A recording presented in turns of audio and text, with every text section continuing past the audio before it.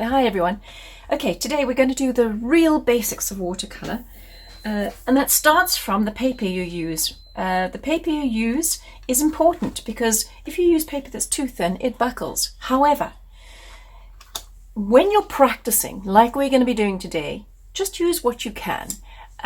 If you have something that is a little bit thicker than your regular copy paper, use that.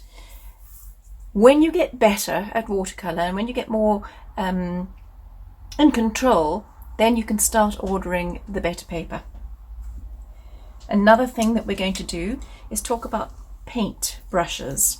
Now the watercolour paint brushes are a lot more, they're more thirsty than any other brush because they hold a lot of water, and you can tell that they're watercolour brushes if they do bend and if they're softer.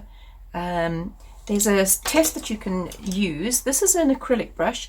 A test that you can use is if you snap it across your finger like that and it snaps back fairly firmly, that's more for acrylic and oil. You can use this for watercolour, that's not a problem. It just takes practice to learn how this one works. For today I'm going to use a softer watercolour brush, which will give me a very nice feel with the water. It holds a lot of water and I can get a nice soft finish with it. There's something else there called a hake. This is used for putting a lot of water on your paper at once, that you can do a wash across the back of your background, or blend in your colours in a wet and wet technique. You would use this. And then the paints. You can use a cheaper student paint. You just have to know how to use it, and that also takes practice. You can use a block like this. You can see that's a well-used block as well. You can use something like that. That's absolutely fine. I use tube paint because I get a richer colour on the tube paint and I can get it faster if I'm building up the colour. However, for today, we're going to do a lot more water. So what I'd like you to do, let's do the wet and wet technique first, and I think what we'll do is I'm going to show you that water control actually starts from the very beginning. You learn how to control your water by putting a lot of water in your colour. So I'm going to use this nice light yellow colour here. And you can see this brush, it holds a lot of water. It holds an awful lot of water. I'm going to use a lot here. Put a lot of water in there. Soak it up on the brush. And then give myself a little corner, a little square of colour with all of that water in. Little square there. And then let it sit. And you can see you can add more water as well, but you can see these paintbrushes, they hold a lot of water. So that'll sit now, and let's see how that dries. And this is what it's all about. You practice first with your brushes, then you know the technique that you want to achieve. If you've got too much water on there, say I put too much water on there, you can already see here there's a bit of colour bleed there coming in. I'm going to add some more colour into it now so I can make a nice strong colour again. And because I've already got edges there, this water, this colour will flow to the edge. So I'm just dabbing that colour in. It will flow to the edge. Let's use that same water, that same colour, but I'm going to add a lot more water now, because that's how you make it lighter. You add a lot more water. In acrylics you would add white. In watercolour you add water. So let's give ourselves a square there. See how that dries there, with a lot more water added to it.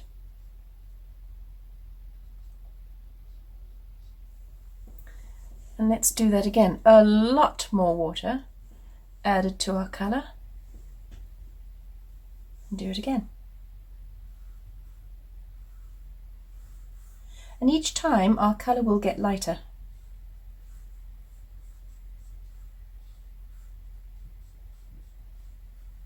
See how that dries. Now you see what's happening here. There's a lot of water in this section here. That is backwash. They call this this is a puddle that is going to cause, or it could cause, issues when your water dries, when your watercolor dries, because what happens is when there's a puddle and there's a lot of water there, the rest of the paint in that block is going to dry at a different time. And when it dries at a different time, the water pushes the pigment back into the paint, and you get this kind of bloom or a cauliflower effect, backwash. What a lot of artists will do is you can either do one or two things. You can take your paper, and I'm using a paper towel from the kitchen, not toilet paper, because that'll start getting bits and pieces in your wash when you use it. It'll leave traces of itself behind. So you can either use a tiny corner, make a corner of that cloth and pick up, just touch the water, which will pick up. You can see it just soaks up that water like that. And what happens then is it gives the paint enough time to dry uniformly. Takes off that excess water so you're not left with a puddle effect. If you find that you lose control with that and you leave marks with this, another way to do it is to use a brush, your paintbrush. Dry it off though. Make it thirsty. And when it's completely dry, this is a little bit easier to control. You can just touch that brush to the water and you can just see it picks it all up. This brush is dry, so it'll pick up water and hold it well. That's what these watercolor brushes are designed for. That's not to say that you can't use a regular acrylic brush or a student brush, because that will also work. There we go, and that allows that paint now time to dry uniformly, or it should allow it. It all takes a lot of practice. That's what this is about. So you can see the colors are blending lighter as you go. Add more water to it and get that bleed. Now I want to show you the dry technique. So that's a wet technique, using lots of water to give yourself a nice wash. That is where this comes in if you're using it on a big background, because you can lay down a lot of water first. And in fact, let's do that. Got your brush? Let's do that. I'm going to paint a square of plain water here. There's a square of plain water in there. Lots of water in that square with that brush. And there we go. I think I've got enough water there. And then add some colour to it. So let's add some green to this one. So let's use some green here. Add lots of water to my green. And I'm going to touch that. And what happens when you touch colour into a water like this, a water block like this, or an area where you've just added water, the paint will flow to the very edge of the water and no further. And that gives you a nice hard edge. You can see there's a lot of water on there.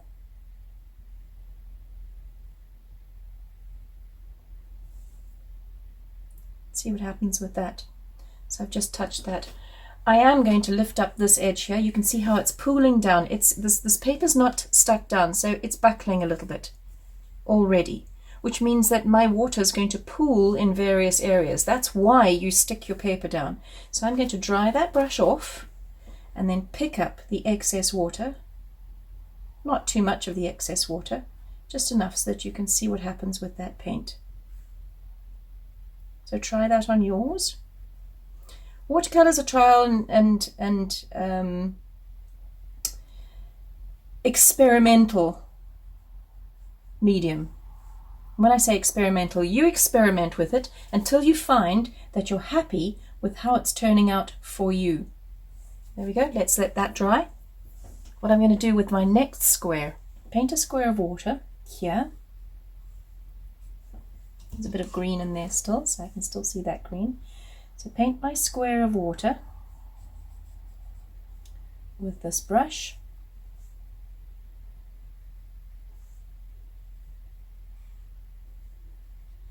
There we go. Add some paint to that.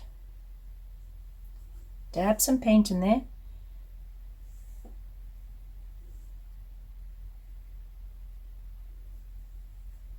And a little bit more. You can see I'm just dabbing the paint into that water block.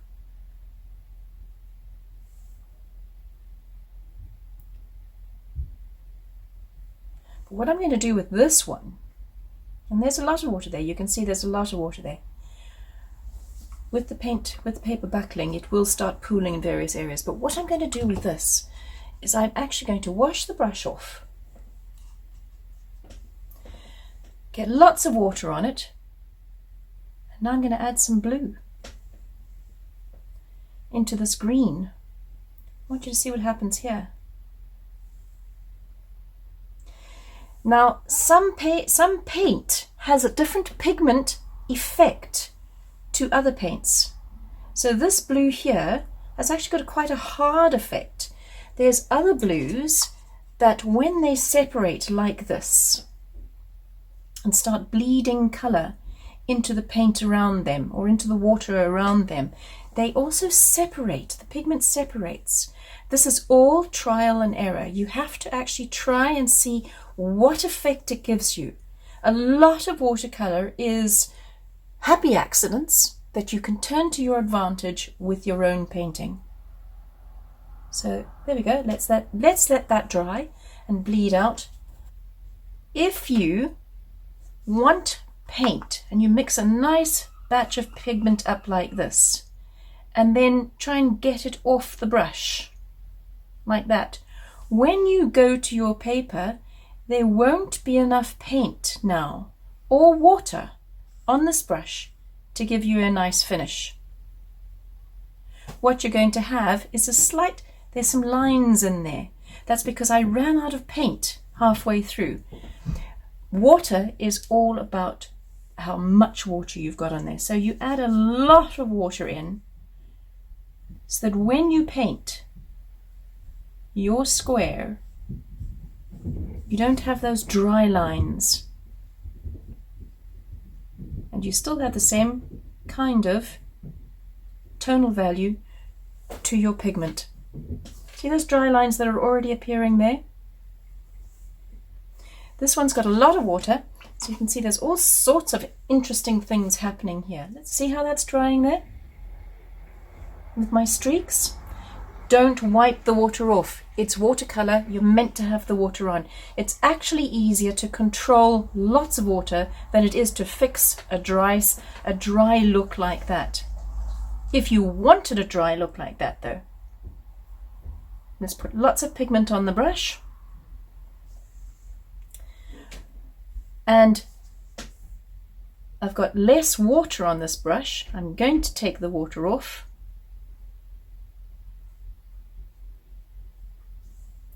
And I'm going to use that brush and just scrape it across the canvas, the paper like that. And there's probably a bit too much water in there still, so let's take a little bit of that water off. And try another dry brush effect here. There you go, dry. See how that leaves? See how that leaves interesting spots in the paper. This can also be used to great effect. Find out what your paintbrush can do. That's this paintbrush. I could then change this to another paintbrush. Let's get another one. What about this one? Nice soft watercolor brush. What kind of effects does this give you? So that's why I say try all your paintbrushes. See what you get out of them.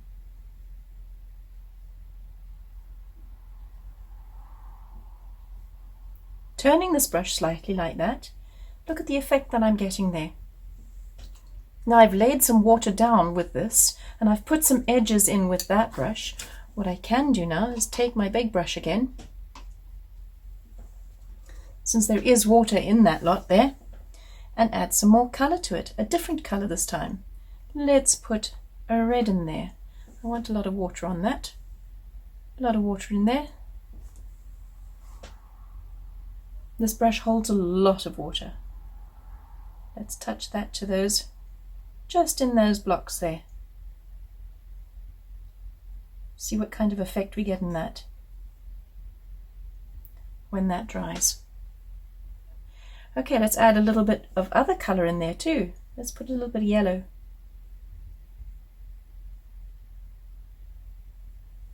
Let's see what happens with that. As I say, watercolour is a lot about accidents. Good accidents. See what happens there. Okay, let's let those dry. Before we head off, I just want to show you one more thing. This is more of an acrylic brush, so it's a little bit snappier. A little bit snappier than a watercolour brush. It holds less water. So when you add water to this brush, when you try and find out how your brushes work, this is the experimental thing. As I pick this up, I can already see that it's got less water than my watercolour brush had. So if I put this down on paper now, let's use a bit more colour in there. It's holding less water. Experiment with your brushes and see what they can do. You can see already that it doesn't have the same effect as that because it's holding less water. So to compensate, using one of these brushes, I would add a lot more paint to the mix, a lot more pigment. Try and fill the brush up as much as you can, so it's holding a lot more water than you even feel comfortable with. And let's paint that in there. So that held a lot more water than I was actually comfortable holding. It almost dripped on my canvas.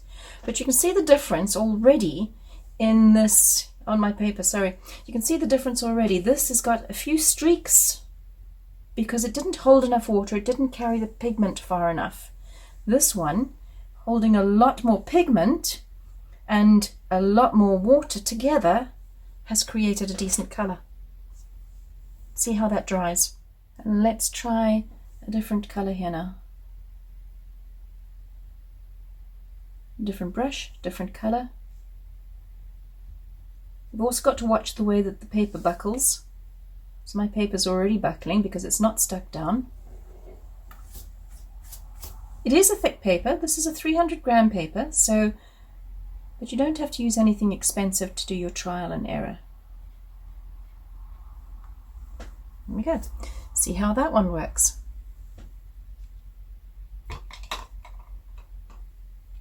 And let's come back when that's dry. Right, mine's almost dry. Let's have a look and see this. Look at these interesting effects that I've got here. And you've probably got a lot on your side as well.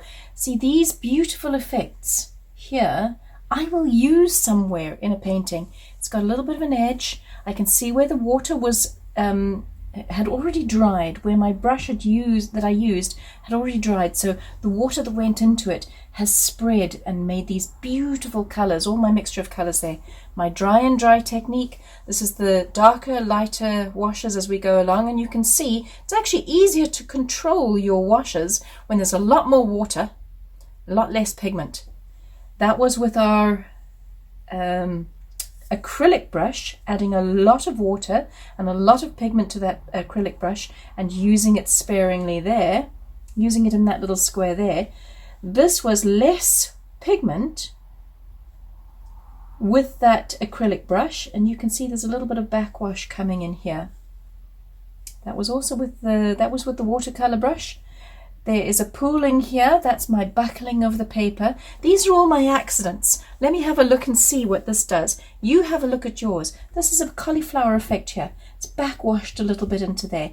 You can use that as a technique in some of your paintings if you understand how the paint reacts with the water. This was the blend. I've got a little bit backwash there, but I think that's quite a nice effect that I've got going there.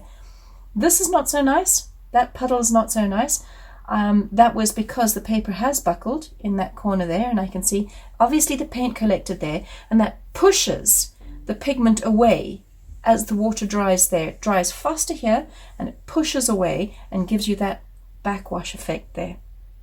Right, moving on from there. So that's experimenting with colour and wet and dry brushes.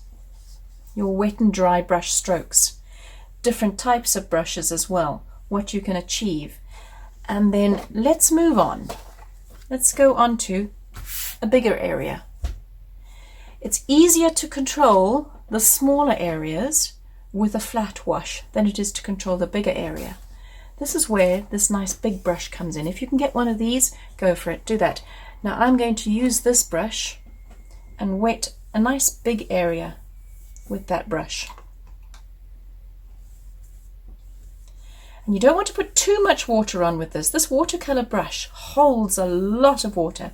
So don't put too much on, just enough so that your paper is glistening. I can see that's glistening. It might even be a little bit too much. Okay, I'm going to take my big brush,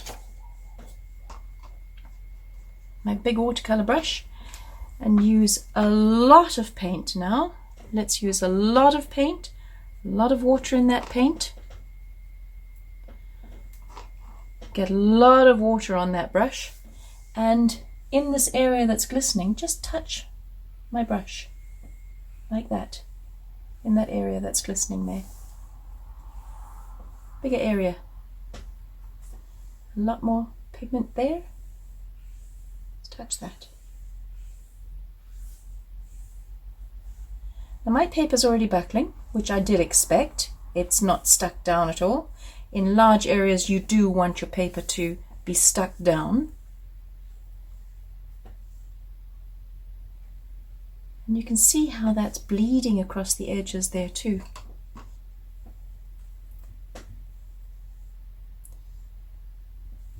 A little bit more pigment in there.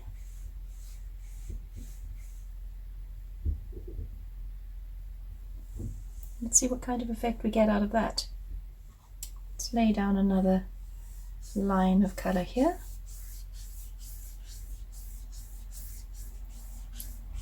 And see how this blends. I'm going to try a bit more green here. There we go. Green field.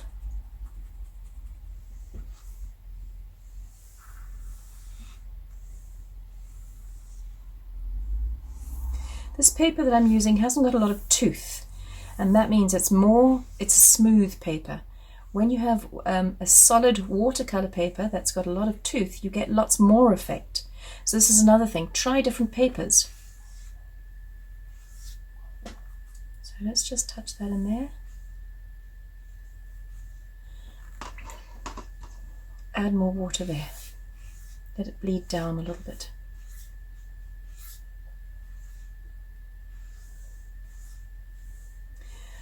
Don't fuss with your paper as well, and with your water as well.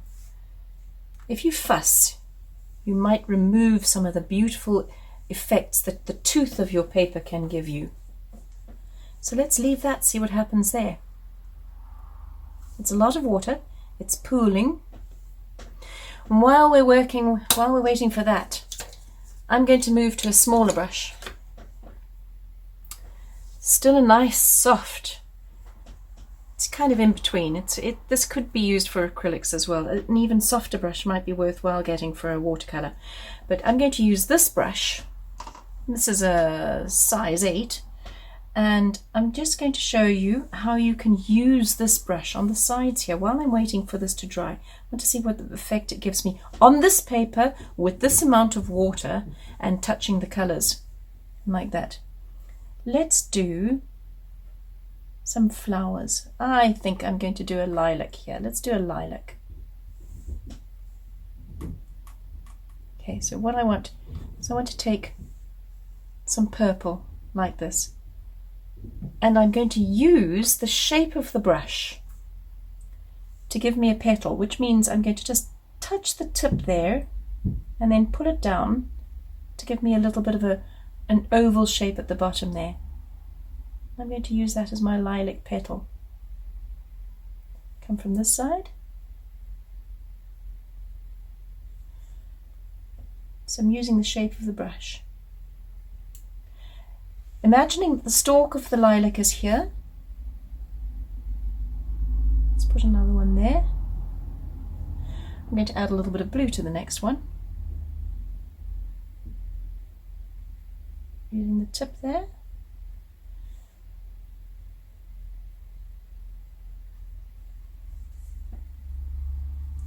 Maybe make some of the ones in the background a little bit lighter even, so add some more water.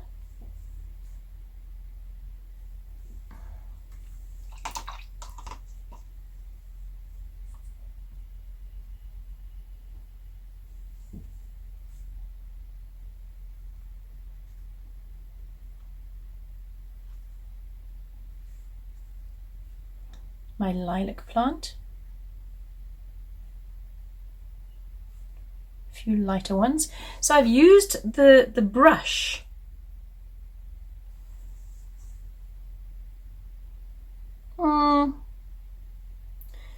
I've joined that up too much, but I've used the, you can see how you're using the tip of the brush, learning how to use the brush and what your brush strokes can do, gives you all sorts of different effects.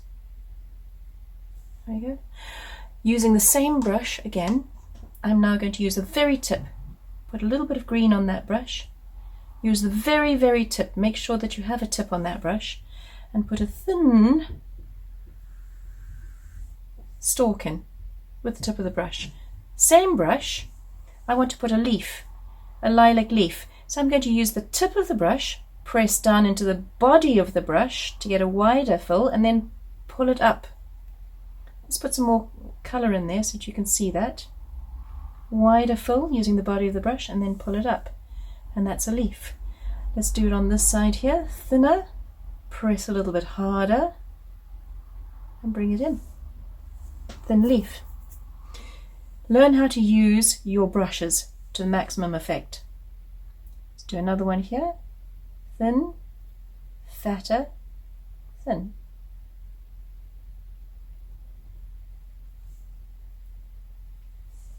Another one.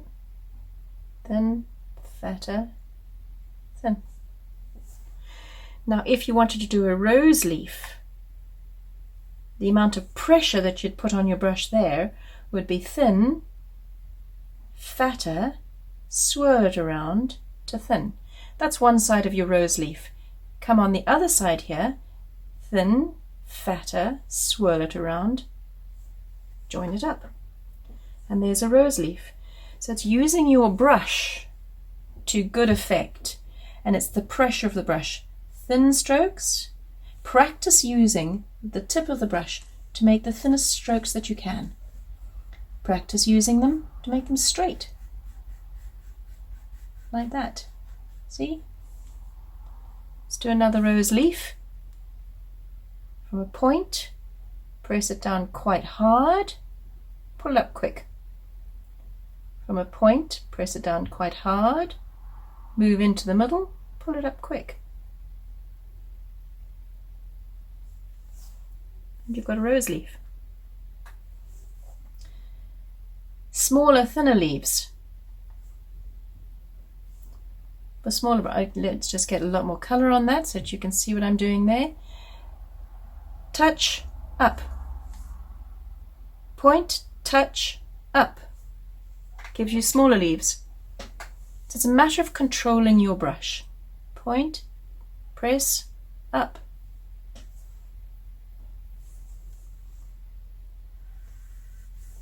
Thin stalk, grass stalks.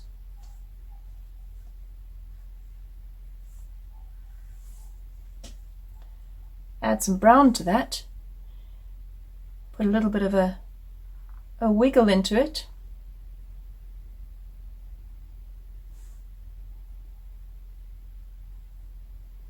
Like that.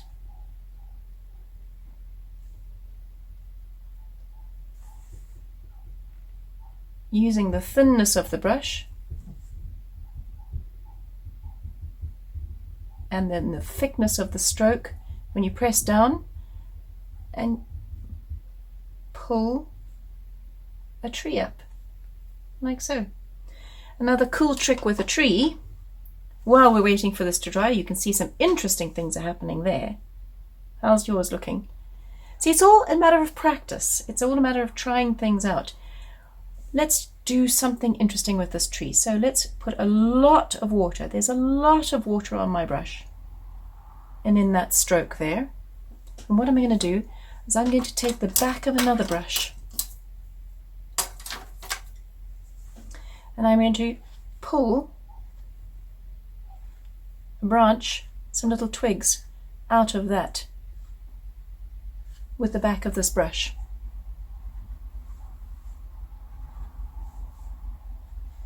There's a lot of water in those branches there, so add some more water, a lot more water into this brush here. Put another branch here with a lot of water in it. Squiggly branch. Take the back end of this one and you can pull a few branches off there. Squiggle some branches off, and they will, as you pull them away, they'll get thinner because the water is now drying. Do you see that effect there?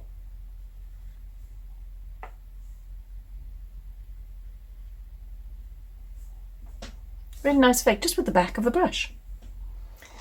Play with your brushes. Find out how they work for you. So there's a tree there. Let's make another bit of a root coming there. Right. I think that while this is still drying, let's put some flowers on this tree. Autumn flowers. Autumn leaves. So I'm going to make a yellow, like that. Lots of water. Let's use the biggest brush. The bigger brush. There we go. This is a size 16. It's got lots of water on it. It's holding lots of water. I'm going to put some leaves on this tree, so that means I'm going to squiggle in autumn tree. Squiggle in some yellow paint like that with this brush.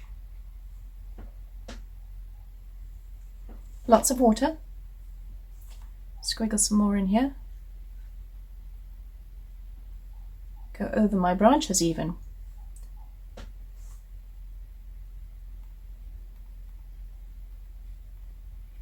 Like that. You can still see there's some sky behind. And while that is still wet, let's take some red. As we did with the other canvas, let's add a bit of red. That's probably a bit too much, so I'm going to add a lot more water there. And it's easier to fix a lot of water, working in a lot of water, than it is to fix dry. So I'm going to pick all this water up now with the cloth.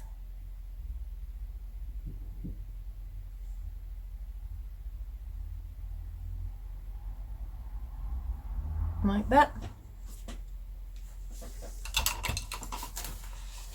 Use my brush, dry it, make sure it's nice and dry,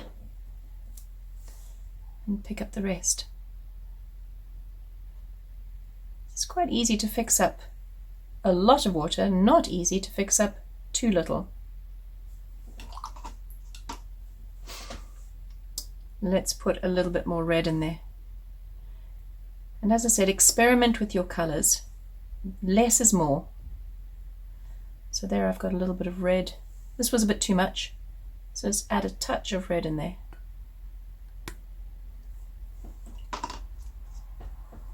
There we go. I do also want some green leaves, so let's take some green. Don't be tempted to wash that or get rid of that water. I want to put a bit of green in there too, especially at the top here. Let's put a few more leaves up there that are more green.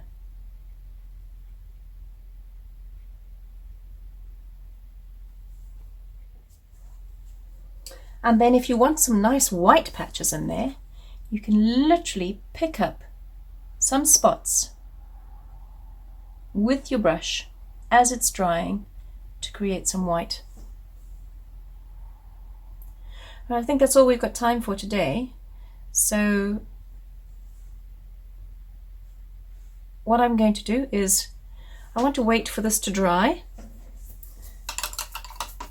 It's getting there. You can see some of the bleeds. There's some interesting things happening here.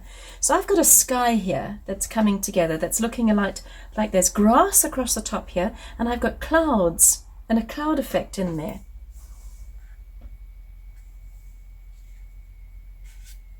Working with a wider area.